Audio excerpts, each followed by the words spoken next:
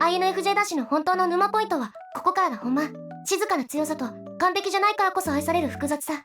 この2つを知れば、INFJ ダッシュがなぜ唯一無二なのか、きっとわかります。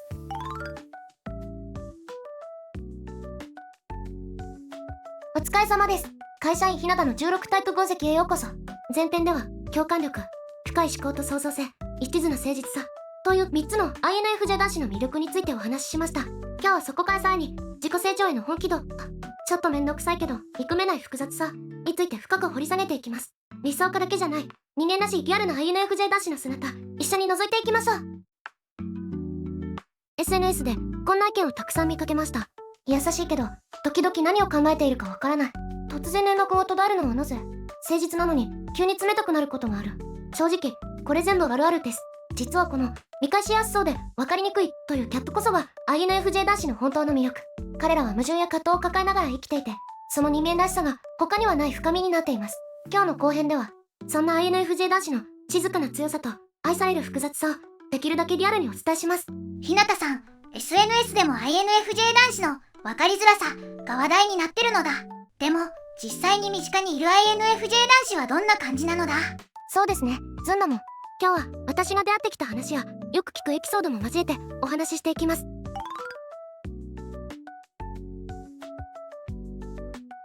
4つ目の魅力は INFJ 男子の自分磨き魂と、普段は控えめなのにいざという時は頼りになる静かな責任感です。 INFJ 男子は自分の過去の言動をよく思い返しては、もっとこうすればよかったななんて一人反省会を開いているという話をよく聞きます。私の知り合いの INFJ 男子も毎日日記を書いて、その日あったことや自分の感情を細かく振り返っているそうです。これは単なる自己満足ではなく、自分にはもっといい面があるはずと可能性を信じているからこそ、自信がない時ほど自分を磨きたくなるタイプなんです。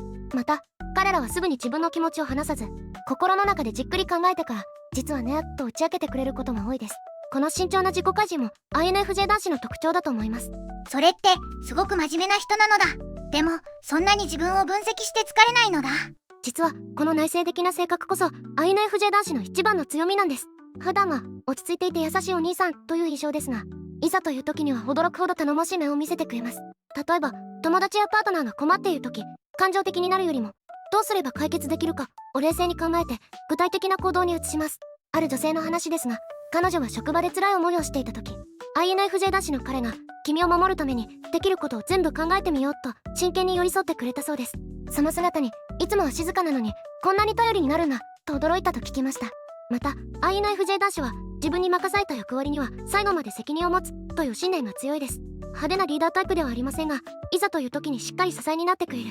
こうした静かな強さが長く付き合うほどにじわじわ伝わってきます。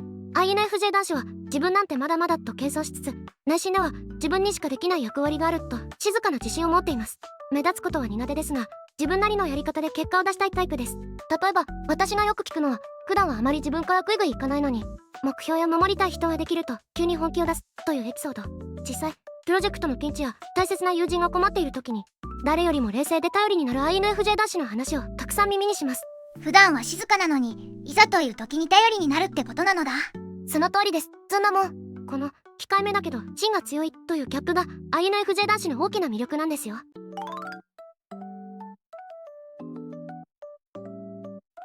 さて、ここまででものすごくできた人に思えるかもしれませんが、 INFJ 男子は決して完璧ではありません。むしろちょっとめんどくさいくらいなギャルなんです。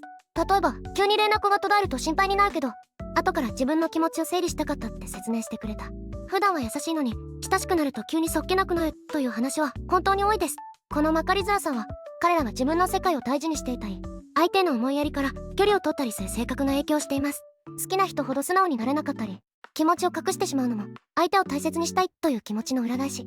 他にも、好きなものや人への熱量が高い分、興味がなくなると一気にドライになるというタイプも多いです。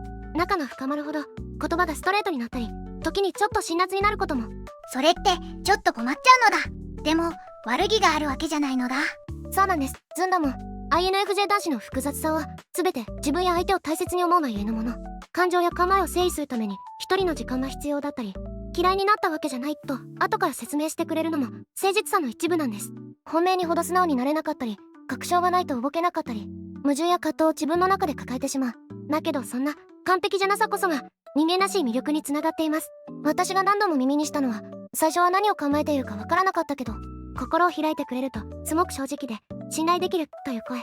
分かりづらい部分や不器用な愛情表現も含めて INFJ 男子は本当に味わい深い存在なんです。なるほどなのだ。完璧じゃないからこそ人間らしくて魅力的なのだ。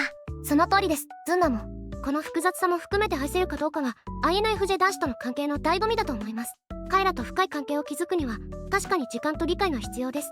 でもその努力に見合うだけの深いつながりと他では得られない特別な関係性を築くことができます。完璧な人間なんてつまらないし現実的ではありません。矛盾や葛藤を抱えながらも常に成長しようとする姿こそが INFJ 男子の本当の魅力なんです。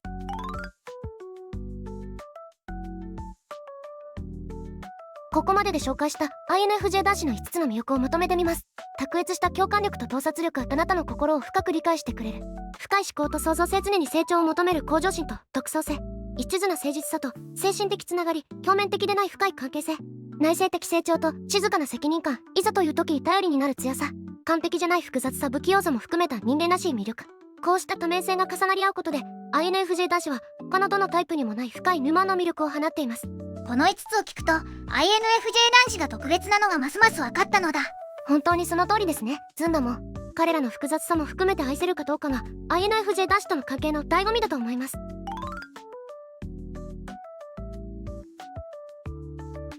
SNS で見かける分かりにくいけど「もまる」という声も納得できるのではないでしょうか。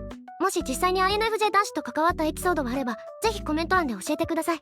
いいことも困ったことも全部大歓迎です。 INFJ 男子の皆さんも自分って面倒くさいかもと感じていたら今日の内容で少し自信を持ってほしいです。あなたの不器用さや複雑さも十分すぎるほどの魅力です。面白かった、共感したという方は高評価とチャンネル登録をお願いします。今度は INFJ 女子のリアルな魅力も深掘り予定です。ぜひお楽しみに。また次回お会いしましょう。また次回なのだ。